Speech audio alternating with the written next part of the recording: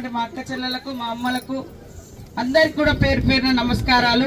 మీరందరూ కూడా ఎంతో కష్టపడి ఇది నిర్మాణం చేసుకున్నారు. దాంట్లో మరి బోరు ప్రహరీ కూడా నన్ను సర్పంచ్ గారు అడగడం జరిగింది.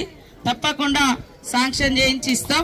అట్లనే ఇంత రోడ్డు కూడా కంప్లీట్ చేసి మీరు ఎప్పుడు పూజలకు వచ్చినా, ఎప్పుడు గుడికాడికి వచ్చినా మట్టి రోడ్ లేకుండా సీసీ రోడ్ వేయించే బాధ్యత నాది అని తెలియజేస్తూ అందరి కుటుంబ సంతోషం.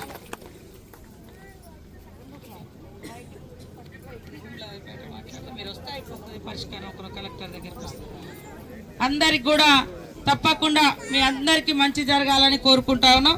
ఇంకా కొన్ని సమస్యలున్నాయి, భూములు కావచ్చు, ఇల్లుల సమస్య కావచ్చు, తప్పకుండా చేస్తా. ఎలక్షన్లో మాట ఇచ్చినవి అన్ని కూడా కంప్లీట్ చేస్తాం. ఇప్పుడు సర్పంచ్ గారు కూడా ఎప్పటికీ ఏదున్నా వచ్చి ముందు పడి గ్రామ సమస్యలు తీసుకొని రండి, చేసే బాధ్యత నాది అని తెలియజేస్తూ మీ అందరికీ శుభాకాంక్షలు. జై పోచమ్మ తల్లి, జై పోచమ్మ తల్లి.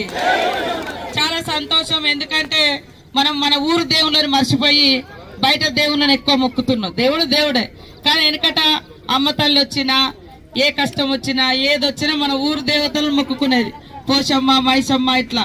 కానీ మనోళ్ళు మర్చిపోతున్నారు. కానీ ఈరోజు మళ్ళా ఓల్డ్ ఈజ్ గోల్డ్ అన్నట్టుగా పాతది మనోళ్ళకి గుర్తుకొచ్చి ఇన్నేళ్లకు పోచమ్మ గుడి కట్టినందుకు చాలా సంతోషం. ఇది మన ఊర్లను బతికిచ్చే వ్యవస్థ. వెనకటి నుంచి గ్రామానికి బొడ్రాయి, పోచమ్మ ఇట్లా గ్రామ దేవతలు, మన ఇంటి దేవతలు. ఇండ్లలో కూడా ఒక్కొక్క కులానికి లేదా ఒక్కొక్క గోత్రానికి ఒక్కొక్క మరి ఇట్లా దేవుళ్ళు ఉంటారు. అవి ఎప్పుడు కూడా మర్చిపోవద్దు, ఎందుకంటే మన తాత ముత్తాతలు ఎప్పటి నుంచో వాళ్ళని మొక్కిరు. మనం ఇప్పుడు మర్చిపోకుండా వేరే దిక్కు పోతా ఉంటే లేని అనర్థాలు ఉంటాయి.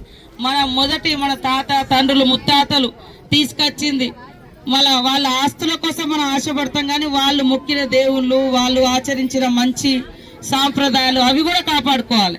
అదే నిజమైన మరి వారసత్వం.